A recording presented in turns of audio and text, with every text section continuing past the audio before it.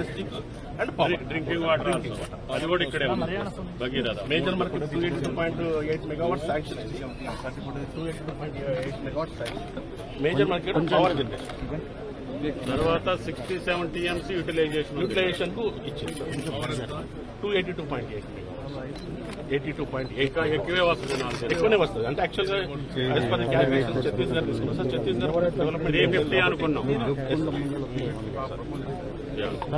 మనకు టోటల్ ఈ లిఫ్ట్ మనకు అడిగిన దానికి మెయిన్ ఏంటంటే పవర్ కంటే అప్పుడు బ్యాలెన్స్ రిజర్వాయర్ తోళ్లపాడు అండ్ బయ్యారం తీసుకున్నాం. ఫస్ట్ ఇనిషియల్ కొంచెం చేసి అక్కడ రిజర్వాయర్ చేద్దాం. అది బయ్యారాన్ని 50 టీఎంసీ చేయాలంటే మొత్తం ఫారెస్ట్ ఉంది, సాధ్యం కాదు, యాప్లికేషన్స్ ఉన్నాయి అని చెప్పి they are shifted. Second time లో దే ఆర్ షిఫ్టెడ్ టు తీసుకుంటాం. ఇక్కడ ఇదే బ్యాలెన్స్ రిజర్వాయర్ చేసి 30 టీఎంసీ 36 ఇక్కడే పెట్టుకొని ఇక మనకి బ్యాలెన్స్ రిజర్వాయర్ లేకుండా చేశారు. ఇప్పుడు బ్యాలెన్స్ రిజర్వాయర్ ఎక్కడో చోట పెట్టుకోవాలి. కొంచెం ఇది ఉన్నా కూడా అది పెట్టుకోవాలి. ఉండాలి సార్ కంపల్సరీ. వారు 100% కరెక్ట్. మధ్యన మనకి ఏంటంటే సార్ మేజర్ ఫారెస్ట్ మధ్యన ఇక్కడ 104 సైట్ ఒకటి ఉంది. అది మీరు ఇన్స్పెక్షన్ చేయండి తర్వాత అయినా, ఇప్పుడు కాదు.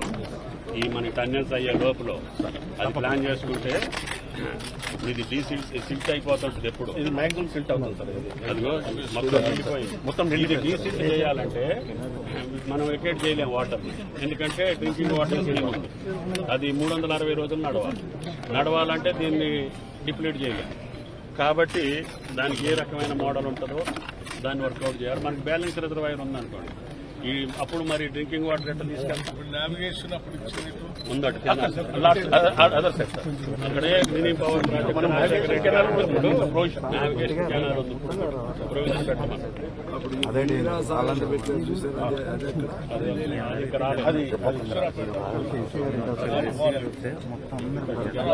అది డిసైడ్ కాలేదు.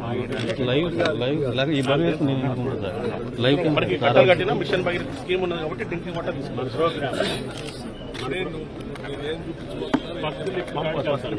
ఫస్ట్ లిఫ్ట్ కాడికి అక్కడ ఉంది.